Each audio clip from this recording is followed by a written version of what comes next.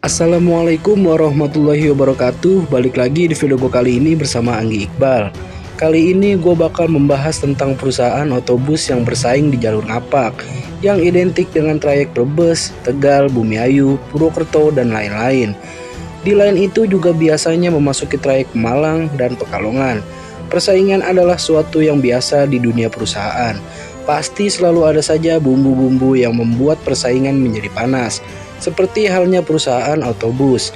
Lalu siapa sajakah PO yang bersaing di jalur ngapak sampai saat ini? Kalian simak videonya sampai tuntas. Oke, yang pertama ada perusahaan otobus Dedi Jaya. PO Dedi Jaya ini berdiri pada 11 Januari 1989 di Brebes, Jawa Tengah. Namun sebelum terjun di bisnis transportasi ini, Bapak Muhadi Setiabudi selaku pendiri PO Dedi Jaya memulai bisnisnya dengan berjualan bambu. Bermodalkan uang Rp50.000 yang dikumpulkan dari upah membantu orang tuanya. Akhirnya penjualan bambunya berkembang baik hingga bisa memiliki toko sendiri. Setelah 2 tahun berjalan dari berjualan bambu, Bapak Muhadi membangun toko bangunan. Setelah 7 tahun toko bangunan berkembang, disitulah Bapak Muhadi mulai membeli beberapa unit bus dan terjunlah ke transportasi darat dengan mendirikan PO Dedi Jaya. Kala itu PO Dedi Jaya ini berkembang dengan pesat, sehingga PO tersebut memiliki ratusan armada untuk mengantarkan para penumpangnya. Dan juga PO Dedi Jaya memiliki Mall Dedi Jaya, Hotel Dedi Jaya, dan juga mendirikan perumahan Dedi Jaya di Tegal. Sekitar tahun 2003 sampai 2009 bisa dibilang saat itu adalah masa jaya-jayanya PO Dedi Jaya. Penumpang ngapak mana yang tidak pulang dengan bus ini? Sampai saat ini Dedi Jaya tetap masih berdiri dan masih mengantarkan penumpang setianya. Namun dengan persaingan yang ada, dirasa saat ini Dedi Jaya masih banyak pekerjaan rumah, seperti peremajaan armadanya, di mana bis-bis sekarang sudah mulai berubah dan sangat modern. Semoga Dedi Jaya semakin maju dan bisa berkembang lagi. Yang kedua ada PO Dewi Sri. Dewi Sri didirikan di Kota Tegal pada dekade 1980-an oleh Bapak Haji Ismail, pria asal Brebes yang merantau ke Tegal. Pada masa awal pendiriannya, Dewi Sri beroperasi pada trayek Tegal-Jakarta pulang pergi. Saat itu persaingan bus antar kota antar provinsi di jalur Pantura sangat ketat. Contohnya seperti Dedi Jaya, Dewi Sri, dan Sinar Jaya, di mana saat masa kejayaannya mereka bertiga seakan menjadi penguasa jalur ngapak. Setelah tahun 2000-an, Bapak Ismail menyerahkan tongkat kepemimpinannya kepada sang anak untuk melanjutkan perusahaan yang telah dirintisnya. Sampai sekarang pun Dewi Sri masih setia mengarungi jalur Pantura alias Len Ngapak dan Pemalang serta Pekalongan. Untuk trip reportnya ada di link deskripsi.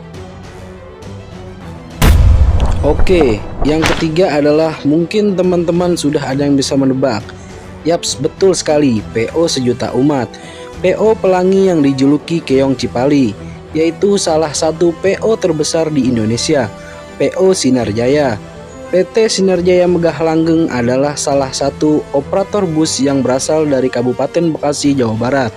Sinar Jaya merupakan cikal bakal sekaligus bagian dari Sinar Jaya Group bersama dengan Daya Mati Indah atau DMI, Sinar Shuttle, Sinar Jaya Langgeng Utama atau Starbus, dan Sinar Express.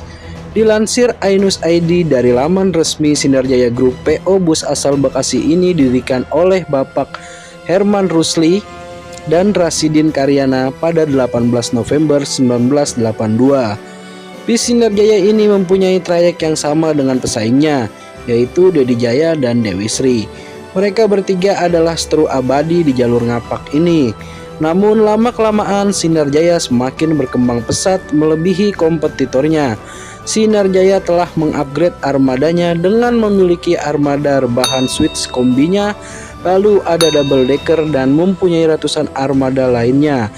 Di samping itu, Sinar Jaya juga melebarkan sayapnya ke berbagai rute seperti Purwodadi, Cilacap, Wonosobo, Yogyakarta, Surabaya, Malang, dan lain-lain. Seakan-akan Sinar Jaya mulai terbang tinggi meninggalkan pesaingnya Dedi Jaya dan Dewi Sri yang masih berkutat di jalur ngapak. Untuk trip reportnya ada di link deskripsi.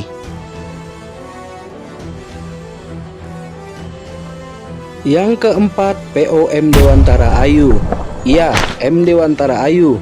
Bis yang bermarkas di Klampok Brebes ini adalah pemain baru di jalur Ngapak, Malang dan juga Pekalongan. Entah tahun berapa didirikan karena minimnya informasi. Wabah virus corona tahun 2020 kala itu tak menyurutkan semangat PO M Dewantara Ayu untuk masuk ke jalur akap. Yang sebelumnya PO ini berkecimpung di divisi pariwisata. PO ini juga membuka jalur yang sama dengan pesaingnya Dedi Jaya, Dewi Sri, dan Sinar Jaya.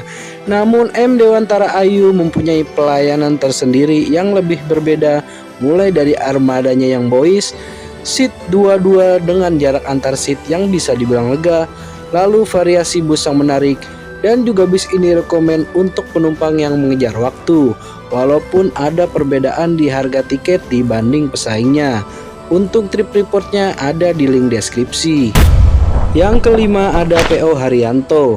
PO Haryanto didirikan pada tahun 2002 oleh Bapak Haji Haryanto asal Kudus, Jawa Tengah, setelah purna bertugas di TNI Angkatan Darat. Sebelumnya beliau adalah seorang tentara yang memiliki berbagai pekerjaan sampingan. Salah satunya adalah agen tiket bus dan menjadi supir angkot. Berkat kerja keras dan doanya, akhirnya beliau memiliki 5 unit bus. Perjuangannya pun tidak instan, mengalami jatuh bangun. Selain bekerja keras, beliau juga senang menyantuni anak yatim. Itu juga menjadi salah satu kunci sukses beliau. Seiring berjalannya waktu, PO Haryanto yang bermarkas di Kudus ini memiliki ratusan armada mulai dari akap dan pariwisata. Bukan hanya trayek Tegal, Pemalang, Pekalongan, PO Haryanto juga membuka trayek Kudus, Jepara, Solo, Jogja, Surabaya, Malang, dan masih banyak lagi. Sampai sekarang PO Haryanto masih setia mengaspali tol Trans Jawa dengan laju busnya yang sering dibilang suos. Dan juga PO ini mempunyai mania yang sangat banyak. Untuk trip reportnya ada di link deskripsi. Dari pengalaman saya, bis yang sudah disebutkan rekomendasi di jalurnya. Namun kembali lagi tergantung kepilihan kalian. Mungkin sekian tapak tilas sejarah PO bus yang bersaing di jalur Ngapak. Menurut kalian siapa yang paling dominan? Atau mungkin ada lagi PO yang masuk jalur Ngapak Malang Pekalongan? Silahkan share di kolom komentar. Terima kasih untuk yang sudah menonton video ini. Semoga kalian semua terhibur. Wassalamualaikum warahmatullahi wabarakatuh.